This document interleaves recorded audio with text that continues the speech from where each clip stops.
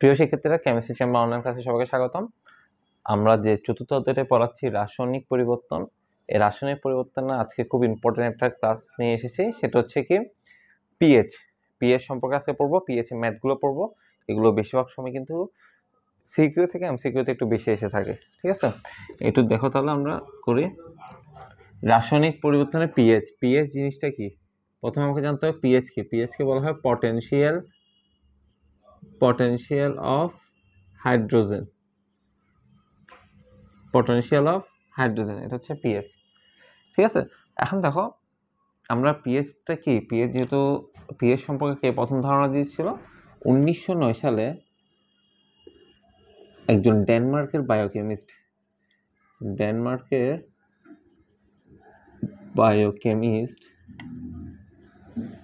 ঠিক আছে? ওর নাম হচ্ছে কি এলপি সোরেনসেন সর্বপ্রথম পিএইচ সম্পর্কে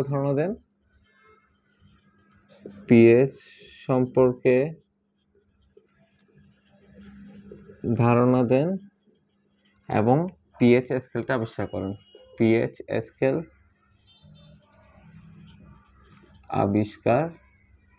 করেন, ঠিক আছে? 1909 সালে একজন ডেনমার্কের বায়োকেমিস্ট কাদেরকে বলা হয়?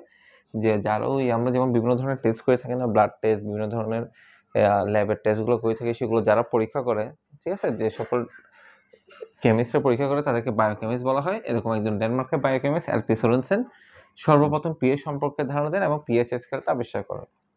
এখন আসো আমরা একটু জিনিস দেখি, সেটা হচ্ছে কি পিএইচ কাকে বলে। পিএইচ এর সূত্র হচ্ছে এটা -log(S+), ঠিক আছে? তাহলে সংজ্ঞাটা কিভাবে হয় আমি লিখছি না, তোমরা নিজেরা নোট করার সময় লিখে। হাইড্রোজেন আয়নের মোলার ঘনমাত্রার ঋণাত্মক লগারিদমকে পিএইচ বলে।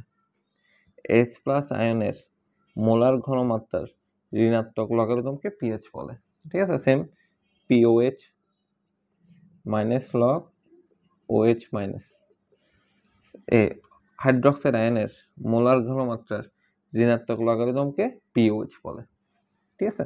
আর একটা সূত্র মনে রাখবো এখানে, পিএইচ যোগ পিওএইচ সমান 14।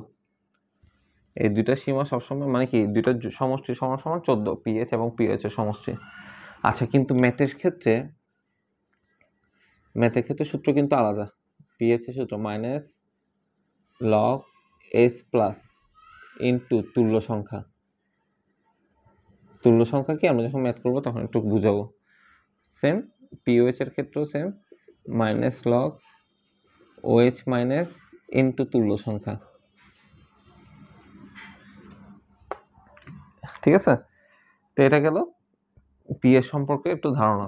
এখন দেখি আমরা ওই যে স্কেলটা উনি আবিষ্কার করেছিল সেই স্কেলটা একটু খেয়াল করে দেখি। এটা 0 থেকে 14 পর্যন্ত থাকে। কেন পানির আয়নিক গুণফল KW সমান H+ এবং OH আয়নের ঘনমাত্রা সমান tan 1/14, মানে 0 থেকে 14 পর্যন্ত এটা হিসাব করা হয়। 2 3 4 5 6 7 8 9 10 11 12 13 14, ঠিক আছে? তাহলে এখানে এই 1 থেকে 6 হচ্ছে অ্যাসিড, 7 নম্বর হচ্ছে নিউট্রাল, 8 থেকে 14 হচ্ছে বেস। এর মধ্যে 0 থেকে 3 হচ্ছে স্ট্রং অ্যাসিড, আর 4 থেকে 6 হচ্ছে উইক অ্যাসিড, 8 থেকে 11 হচ্ছে উইক ক্ষার, আর 12 থেকে 14 হচ্ছে স্ট্রং ক্ষার, ঠিক আছে? এগুলো হচ্ছে আমাদের পিএইচ এর সীমা আর কি, অ্যাসিড এবং ক্ষারের মধ্যে পার্থক্য। এখন অ্যাসিডের ক্ষেত্রে দেখি, তাহলে আমরা কি পেলাম? অ্যাসিডের ক্ষেত্রে পিএইচ যত বাড়বে, অ্যাসিডের ক্ষেত্রে পিএইচ যত বাড়বে সেটা কি হবে? দেখো পিএইচ যত বাড়তে থাকবে, যত এদিকে যাবে তত সেটা উইকের দিকে যাচ্ছে। অ্যাসিডের ক্ষেত্রে যত এদিকে যাচ্ছে সেটা তত কিসের দিকে যাচ্ছে? উইক। আর পিএইচ যত কমবে সেটা তত কি হবে? স্ট্রং।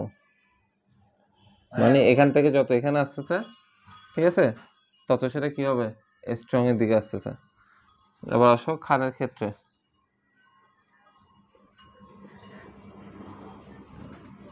ক্ষারের ক্ষেত্রে কি পিএইচ যত বাড়বে সেটা হবে স্ট্রং, আর পিএইচ যত কমবে সেটা হবে উইক। দেখো যত বাড়তেছে তত স্ট্রং এর দিকে যাচ্ছে, আর পিএইচ যত কমবে সেটা তত উইকের দিকে যাচ্ছে। ঠিক আছে, তাহলে এগুলো হচ্ছে কি পিএইচ সম্পর্কে আলোচনা এবং পিএইচ এর কি বেসিক যেগুলো জিনিস। এখন আমরা পিএইচ এর ম্যাথগুলো একটু করবো। ঠিক আছে,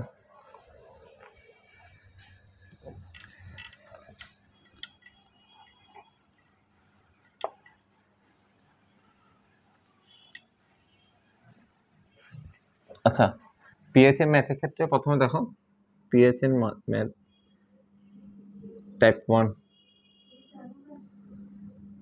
সেটা হচ্ছে কি শক্তিশালী অ্যাসিড বা ক্ষারের পিএইচ। শক্তিশালী অ্যাসিড বা ক্ষারের পিএইচ। কোশ্চেনটা আসে এভাবে 0.1 মোলার H2SO4 ও CaOH2 এর পিএইচ কত? ঠিক আছে, তাহলে আমরা একটু দেখি প্রথমে H2SO4 এর ক্ষেত্রে। H2SO4 এর ক্ষেত্রে পিএইচ আমরা কি বলছি, পিএইচ তখন সূত্র হবে কি log S প্লাস ইন্টু তুল্য সংখ্যা। আচ্ছা তুল্য সংখ্যাটা কি আমরা একটু দেখি। প্রথমে আমি এখানে বসাই মাইনাস লগ এস প্লাসের মান মানে ঘনমাত্রা, কেমিস্ট্রি বসে থার্ড ব্র্যাকেট বলতে ঘনমাত্রা বোঝায়। ঘনমাত্রা এখানে কত 0.1, 0.1 ইন্টু তুল্য সংখ্যা কত। দেখো প্রথমে এসিডের ক্ষেত্রে তুল্য সংখ্যা দেখি HCl, এখানে যতটা হাইড্রোজেন থাকবে সেটা হচ্ছে তার তুল্য সংখ্যা। এখানে হাইড্রোজেন আছে কয়টা, একটি, তার তুল্য সংখ্যা 1।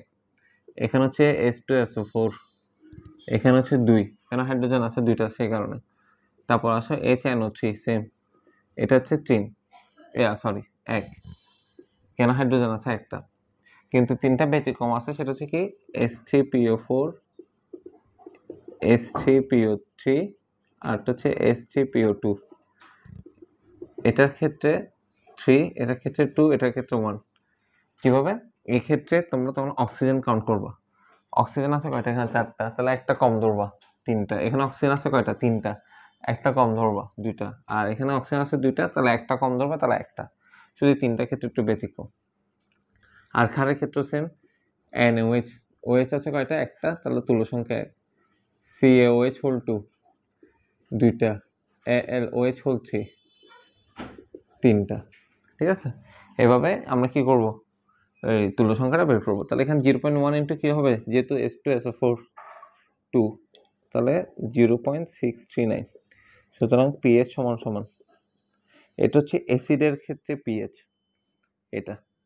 আচ্ছা এখন তোমরা বলো এক্ষেত্রে এটা কি শক্তিশালী নাকি দুর্বল। আমি কিছুক্ষণ আগে রেঞ্জটা দেখাইছিলাম কি 0 থেকে 3 মধ্যে থাকলে, ঠিক আছে 0 থেকে 3 মধ্যে থাকলে সেটা হচ্ছে কি স্ট্রং অ্যাসিড।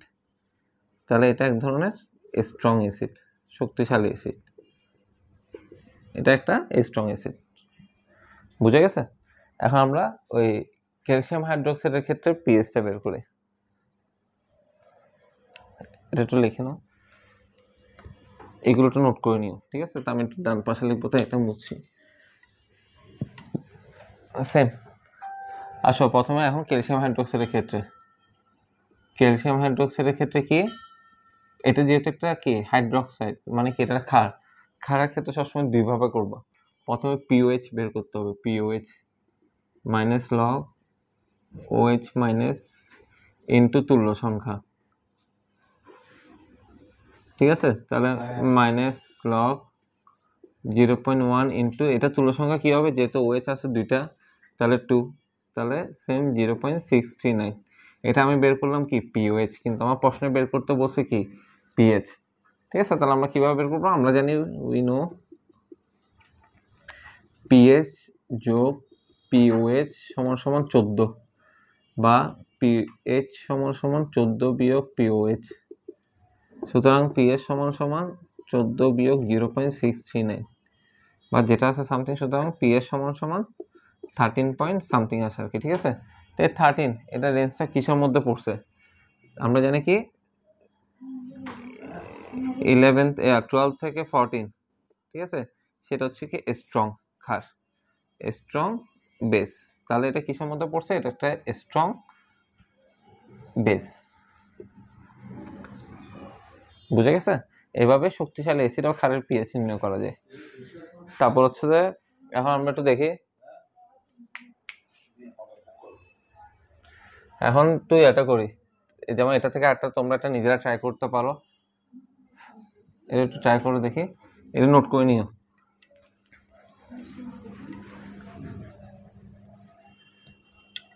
যেমন একটু কিভাবে কোয়েশ্চেনগুলো করতে পারে সেটা একটু দেখি। যেমন আটটা হচ্ছে কি, ধরো এটা দিল কি ডেসিমোলার H3PO4 ও tan inverse 2 মোলার AlOH3 এর পিএইচ কত। সেম ভাবে তাহলে প্রথমে ডেসিমোলার মানে কত 0.1, তাহলে H3PO4 এর ক্ষেত্রে কি হবে, H3PO4 এর ক্ষেত্রে প্রথমে পিএইচ সমান সমান minus log H plus into তুল্য সংখ্যা মাইনাস লগ 0.1 ইন্টু 3, তাহলে সামথিং আসবে। সুতরাং পিএইচ সমান সমান এখানে সামথিং, আমি ক্যালকুলেটর যেটা নেই, যেটা আসবে সেটা হচ্ছে আনসার। সেম AlOH3 ক্ষেত্রে POH সমান সমান minus log OH minus into তুল্য সংখ্যা, তাহলে মাইনাস লগ OH এর মান কতটা, যেটা tan ইনভার্স 2, তুল্য সংখ্যা কয়টা হবে, OH 3টা আছে 3, তাহলে এখানে একটা সামথিং মান আসবে, তোমরা করে দেখিও ক্যালকুলেটর করে। তবে আমরা জানি পিএইচ যোগ POH সমান সমান 14 বা পিএইচ সমান সমান 14 বিয়োগ POH, তাহলে 14 বিয়োগ এই যে মানটা আসবে সেটা, সেখান থেকে আনসার যেটা আসবে, ঠিক আছে। তাহলে সবসময় মনে রাখবা এগুলো শক্তিশালী অ্যাসিড এবং কি শক্তিশালী ক্ষার, এক্ষেত্রে কি তোমার পিওএইচ ক্ষার যখন বের করবো প্রথমে পিওএইচ বের করতে হবে, তারপর হচ্ছে কি এই সূত্রের মাধ্যমে পিএইচটা বের করতে হবে। আর এটা সবসময় সূত্র হচ্ছে এটা, শক্তিশালী অ্যাসিড এবং ক্ষারের ক্ষেত্রে পিএইচ এর সূত্র হচ্ছে এটা এবং পিওএইচ এর সূত্র হচ্ছে এটা, ক্লিয়ার। এটা হচ্ছে টাইপ 1। এবার আসো আমরা একটু টাইপ 2টা দেখব।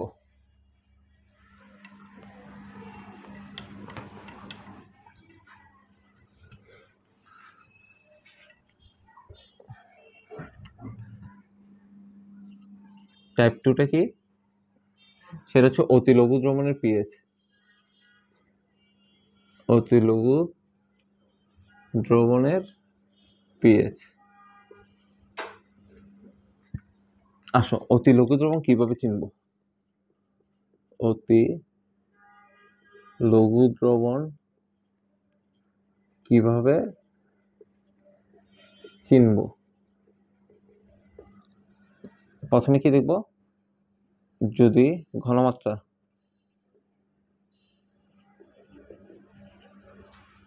ঘনমাত্রা tan ইনভার্স 5 এর সমান বা তার চেয়ে কম হলে,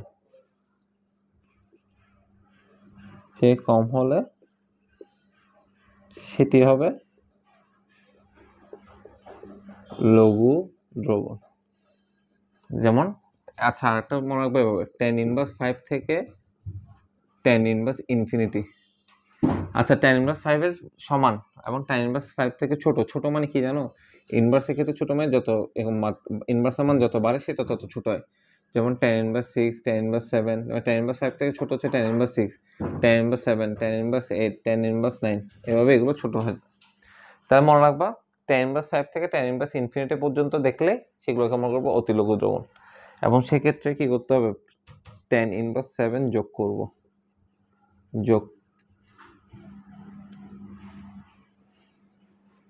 যোগ করতে হবে। একটা কোশ্চেন দেখি, এটা কোশ্চেন নাম্বার 3, আগে দুটো করানো। যে বললো 10⁻7 মোলার S2SO4 এর পিএইচ কত। তো এখানে কিন্তু তুল্য সংখ্যা দিয়ে এটা হবে না, কেন? এটা একটা অতিলঘু দ্রবণ। আমি কি বলছি, 10⁻5 থেকে 10⁻∞ মধ্যে থাকলে সেটা হবে অতিলঘু দ্রবণ। সেক্ষেত্রে সূত্র হচ্ছে এটা পিএইচ সমান সমান -log S প্লাস 10⁻7। ঠিক আছে, এটা একটু বক্স করে রাখবা, এটা হচ্ছে সূত্র অতিলঘু দ্রবণের ক্ষেত্রে। -log 10⁻7 যোগ 10⁻7। আচ্ছা, ভালো কথা, আমি একটু আগেরটা তো খেয়াল করি নাই বলতে, লগের পর যখন এই দুটো মান লিখবা, যেমন কিছুক্ষণ আগে দেখেছি তুল্য সংখ্যা ইন্টু 2, তখন ব্র্যাকেট দিয়ে করবে, নাহলে আনসার ভুলে যাবে। -log, ক্যালকুলেটর ব্র্যাকেট দিয়ে মান দুটো বসাবা, তারপর হচ্ছে ব্র্যাকেট শেষ করবা। এটা ক্ষেত্রে সেম, -log 10⁻7 ব্র্যাকেটের মধ্যে রাখবা প্লাস 10⁻7। তো এরকম আসে কত, সামথিং আসবে, 6.9 বা সামথিং আসে মনে হয়, বা একটু কম।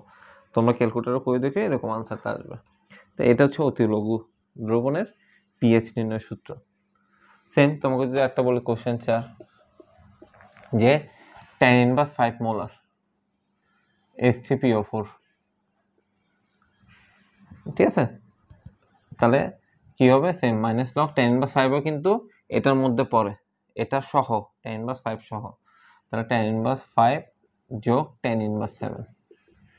ক্লিয়ার? তারপর যেটা আসে, এবার যদি এটাকে যদি বলে কোশ্চেন নম্বর 5, যে 10⁻6 মোলার CaOH2 এর পিএইচ কত, এর পিএইচ কত ক্যালসিয়াম হাইড্রোক্সাইডের। তো এক্ষেত্রে প্রথমে কি করব আমরা, pOH same -log OH minus plus 10⁻7, তো -log 10⁻6 যোগ 10⁻7 বসালাম। এখান থেকে ধরো একটা পিওএইচ এর মান পেলাম, ধরো 2, 4 বা 5 সামথিং পেলাম। আমরা জানি কি পিএইচ যোগ পিওএইচ সমান সমান 14। সবসময় মনে রাখবা, ক্ষার জাতীয় কিছু দিলে প্রথমে পিওএইচ বের করবা, তার পিএইচ যোগ পিও সমান সমান 14। তাহলে সুতরাং পিএইচ সমান সমান 14 বিয়োগ পিওএইচ, এভাবে আমরা করে ফেলতে হবে। তারপর 14 বিয়োগ এখানে যে মানটা আসবে সেটা বিয়োগ করলে আমি আনসারটা পেয়ে যাব। ব্যাপারটা ক্লিয়ার? বুঝতে পারছো? এবার এটা হচ্ছে অতিলঘু দ্রবণের ক্ষেত্রে পিএইচ নির্ণয়। ঠিক আছে, এটা হচ্ছে টাইপ 2। এবার আসলে আমরা একটু টাইপ 3 করি, এগুলো একটু পজ করে নোট করে ফেলিও। অনেক 4টা টাইপ আছে।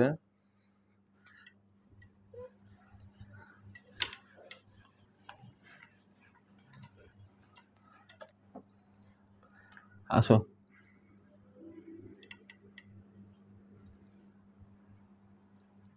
টাইপ 3 সেটা হচ্ছে দুর্বল অ্যাসিডের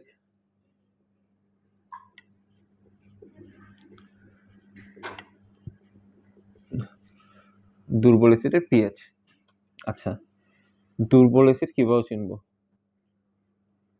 দুর্বল অ্যাসিড কিভাবে চিনব? ফার্স্ট অফ অল, সকল ধরনের জৈব অ্যাসিড হলো দুর্বল অ্যাসিড। সকল ধরনের জৈব অ্যাসিড মানে তোমার কার্বন ও হাইড্রোজেন যুক্ত অ্যাসিডগুলো, যেমন CH3COOH, তা হচ্ছে HCOOH, বা প্রশ্ন মাঝে মাঝে HAও দেওয়া থাকে। এই তিনটা দেখলে সেগুলোকে মনে করবা দুর্বল অ্যাসিড, মানে এগুলো এক ধরনের জৈব অ্যাসিড। আর সাথে এদের সাথে কি দেওয়া থাকে? বিয়োজন ধ্রুবক Ka, এই কে এর মানটা দেওয়া থাকে, ধরো 1.8 × 10⁻5 বা সামথিং দেওয়া থাকে। তো এরকম কে এর মান দেওয়া থাকলে প্লাস জৈব অ্যাসিড দেখলে সেগুলোকে মনে করবা দুর্বল অ্যাসিড। তাহলে এখন দেখো একটা কোয়েশ্চেন দিলাম যে 0.1 মোলার CH3COOH এর পিএইচ কত, যেখানে কে সমান সমান 1.8 × 10⁻5 দেওয়া আছে। তাহলে আমরা এক্ষেত্রে সূত্রটা কি হবে দেখো, পিএইচ সমান সমান -log √KAC। এটা হচ্ছে আরেকটা সূত্র, দুর্বল অ্যাসিডের ক্ষেত্রে সূত্র হচ্ছে এটা। তা -log √K এর মান কত দেওয়া আছে? 1.8 × 10⁻5। ঠিক আছে, আর সি এর মান এটা ইন্টু 0.1, সি মানে তো ঘনমাত্রা বোঝানো হয়। তাহলে এখান থেকে যে মানটা পাবো সেটা হচ্ছে কি তোমার দুর্বল এসিডের ক্ষেত্রে বা সিএসসি সি ডবল এর ক্ষেত্রে পিএইচ। ক্লিয়ার? এটা বুঝতে পারছো?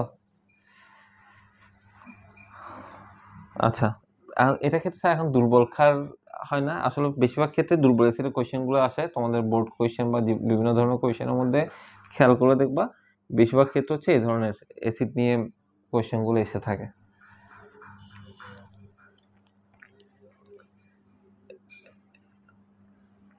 বুঝছো? এবার আসো টাইপ 4, সে হচ্ছে মিশ্রণের পিএইচ।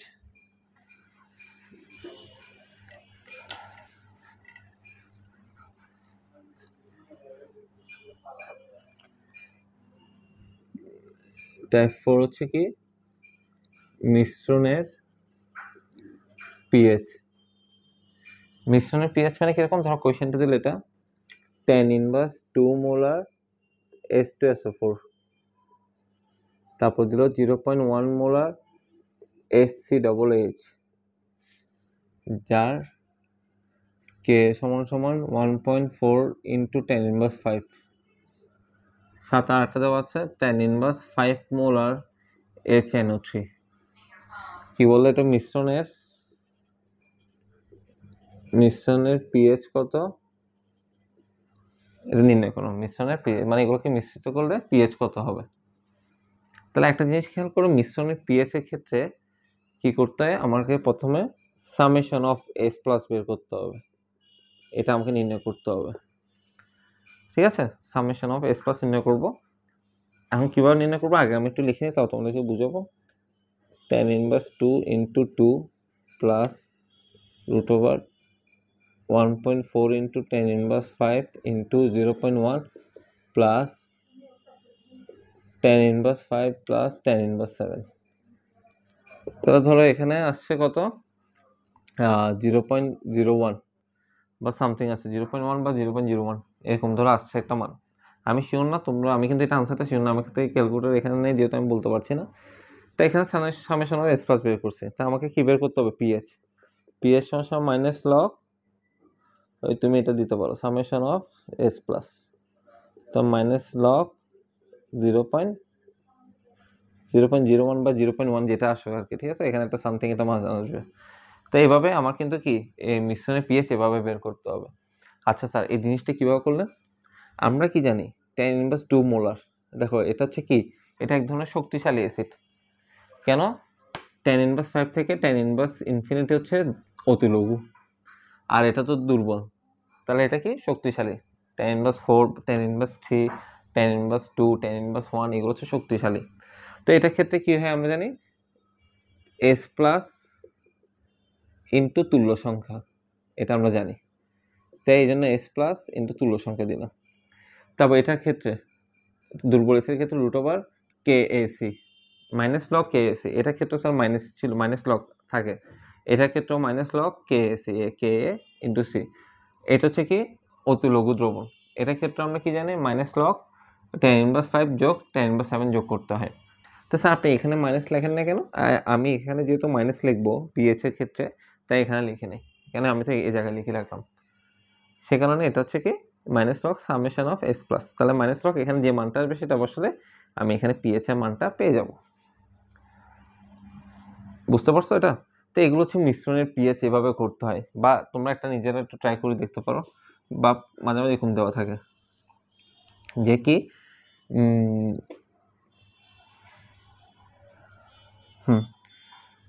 ধরো tan in 0.1 মোলার HNO3, তারপর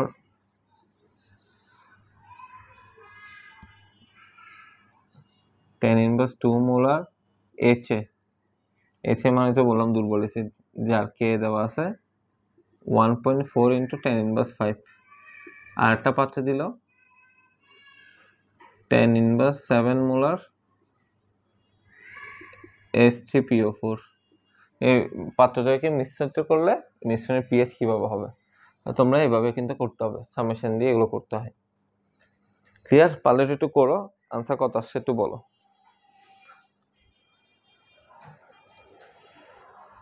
ঠিক আছে, একটু আনসারটা নিজেরা একটু করিও এটা। তাহলে আমাদের পিএইচ সম্পর্কে গেল। এবার আসলে আমরা একটু পিএইচ এর গুরুত্ব জিনিসটা কি, স্যার আপনি যে পিএইচটা পড়ালেন এই পিএইচ এর গুরুত্বটা কি। পিএইচ কিন্তু শেষ, এই ধরনের ম্যাথ নিয়ে আসে আর এগুলোতে এমসিকিউতে একটু বেশি আসে। ঠিক আছে, এখন আমরা একটু পিএইচ এর গুরুত্বটা দেখি। পিএইচ এর গুরুত্ব কিন্তু অপরিসীম। আমরা 9 10-এ কিন্তু এসিড খাত যে নবম অধ্যায় চ্যাপ্টারটা ছিল সেখানে কিন্তু পিএইচ সম্পর্কে কিন্তু অনেক কিছু বলেছিল, পিএইচ এর গুরুত্ব ব্যবহার সেগুলো বললো। পিএইচ এর গুরুত্বটা কি এগুলা জানা দরকার। সেটা হচ্ছে কি, আমাদের পাকস্থলীতে কিন্তু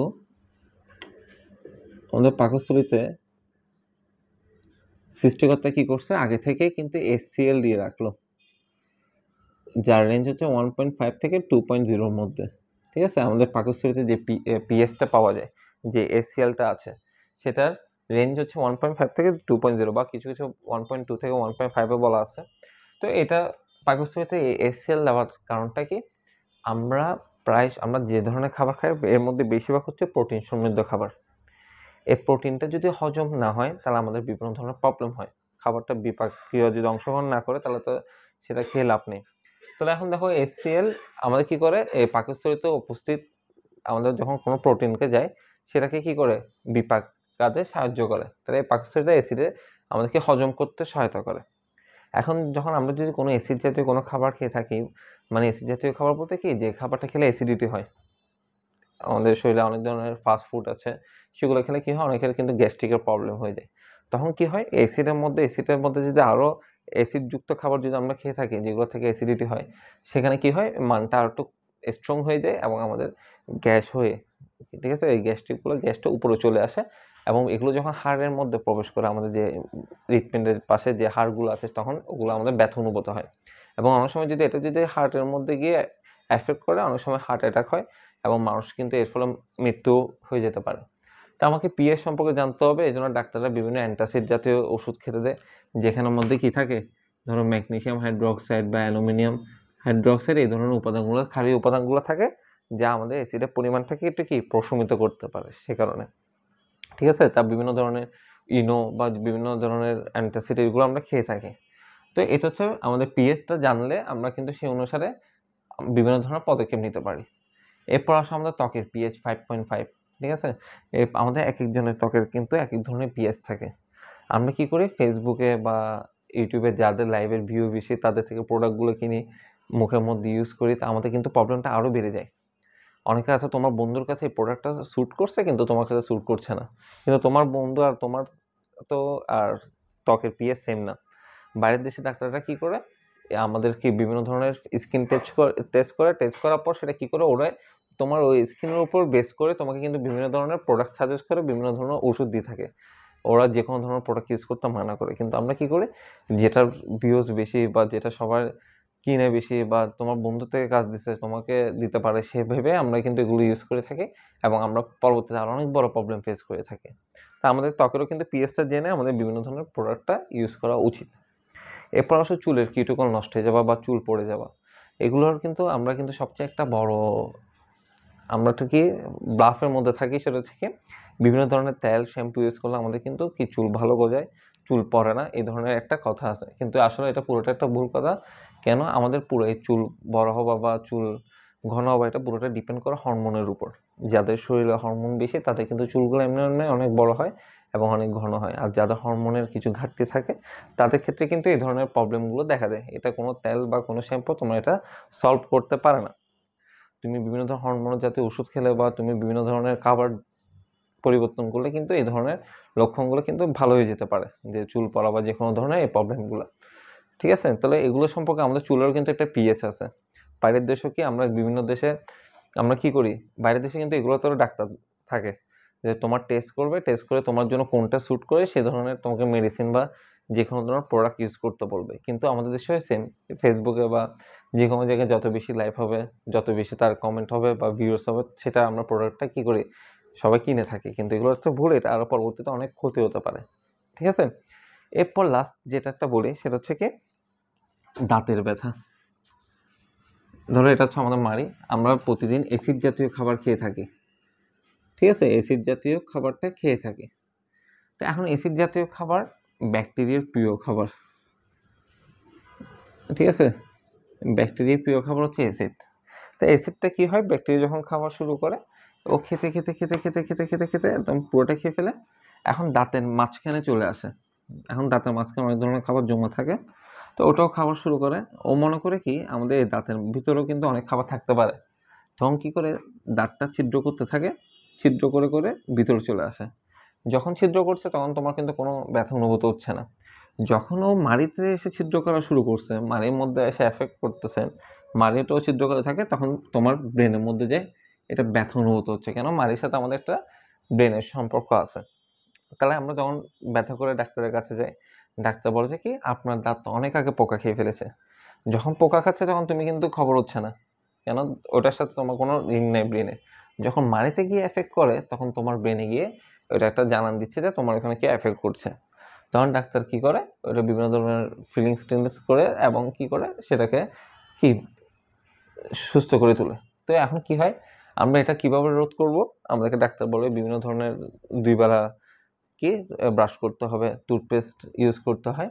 তখন এটা আমরা কি মানে টুথপেস্টের মধ্যে অনেক ধরনের ক্ষার জাতীয় উপাদান থাকে, যেটা এই অ্যাসিডকে প্রশমিত করে। অ্যাসিড যদি না জমতে পারে তাহলে ব্যাকটেরিয়া তাহলে এখানে আসতে পারবে না, কেন অ্যাসিডের সন্ধানে কিন্তু ব্যাকটেরিয়া আসে। তো আসলে আমরা এটাকে দাঁতের ব্যথা বলি, দাঁতের ব্যথা বলতে কিছু না, আসলে এটা হচ্ছে মাড়ির ব্যথা, ঠিক আছে। দাঁত যখন ছিদ্র করতে তোমার কোনো ব্যথা অনুভূত হচ্ছে না, মাড়িতে যখন এফেক্ট করতেছে তখন তোমার ব্যথাটা অনুভূত হচ্ছে। তো এখন খেয়াল করো, যখন ডাক্তার কি করে, বাইরের দেশে ডাক্তাররা একটা জিনিস করে যে কি ওই আমরা কিন্তু অনেক সময় কি করে কোলগেট বা পেপসোডেন্ট বা আরও কিছু সেন্সোডাইন এই ধরনের ইউজ সবসময় করে থাকি। মানে পেপসোডেন্ট একটা শেষ হলো, আবার একটা পেপসোডেন্ট আনলাম, এই পরে শেষ হলো আবার আনলাম পেপসোডেন্ট, মানে পেপসোডেন্ট ছাড়া অন্য কিছু আমরা ইউজ করি না। কিন্তু এগুলো একটু মাঝে মাঝে রোটেট করা দরকার। ধরো 1 মাসে তুমি পেপসোডেন্ট ইউজ করলা, আরেক মাসে তুমি কোলগেট ইউজ করো, বা আরেক মাসে তুমি সেন্সোডাইন। তুমি যত বেশি রোটেট করবা তত বেশি ও সেটার সাথে ইউজ টু হবে না। কোনো কিছু একটা যখন তুমি বারবার দিতে থাকবা তখন সেটার প্রতি সে ইউজড হয়ে যাবে, তখন সেটাকে সে কন্ট্রোল করে ফেলবে। তো এগুলো বারবার প্রতি মাসে যদি চেঞ্জ করতে পারো তাহলে এগুলো ভালো। তাহলে আমাদের এটাও জানতে হবে যে এখানে কোন ধরনের আমার মানে কি দাঁতের জন্য কোন ধরনের পেস্ট ইউজ করলে ভালো। আমাদের পেস্টের পিছনে কিন্তু অনেক সময় পিএস লেখা থাকে বা এসকেপি লেখা থাকে, সেগুলো চেক করে নিলে কিন্তু অনেক ভালো হয়। তাহলে ঠিক আছে, এগুলো তাও আমাদের জমিতে যদি অ্যাসিডের পরিমাণ বেড়ে যায় আমরা তখন কি চুন ছিটে খার, কেন অ্যাসিড কী করে জমির উর্বরতা নষ্ট করে ফেলে। পুকুরেরও কিন্তু অ্যাসিডের মানে আমরা তখন পিএইচ মাপি, জমির পিএইচ মেপে সেখানে কী কতটুকু অ্যাসিড বাড়লো সেটা আমরা কিন্তু ওখানে জানতে পারি। পুকুরেও যদি অ্যাসিডের পরিমাণ বেড়ে যায় এটা মাছের জন্য ক্ষতিকর। পুকুরেও আমরা পিএইচ টেস্ট করে সেখানে আমরা কী পরিমাণ খাদ দিতে হবে সেটাও আমরা পিএইচের মাধ্যমে জানতে পারি। তাহলে এগুলো হচ্ছে সবগুলো হচ্ছে পিএইচ সম্পর্কে আলোচনা এবং পিএইচের গুরুত্ব। আশা করি বুঝতে পারছো। আজকে হচ্ছে এতটুকু পর্যন্ত। আমরা নেক্সট ক্লাসে সবচেয়ে ইম্পর্টেন্ট ক্লাস যেটা সেটা হচ্ছে বাফার দ্রবণ, বাফার দ্রবণের ম্যাথ এবং বাফার দ্রবণ নিয়ে আসবো। যদি এটা নিয়ে কোনো সমস্যা থাকে বা তোমরা এমসিকিউ প্র্যাকটিস করার সময় কোনো কিছু না পারলে আমাকে অবশ্যই জানাবা, আমি সলভ করার চেষ্টা করব, ঠিক আছে। তো আজকে এতটুকু পর্যন্ত, নেক্সট ক্লাসে দেখা হচ্ছে। টিল দেন বাই, খোদা হাফেজ।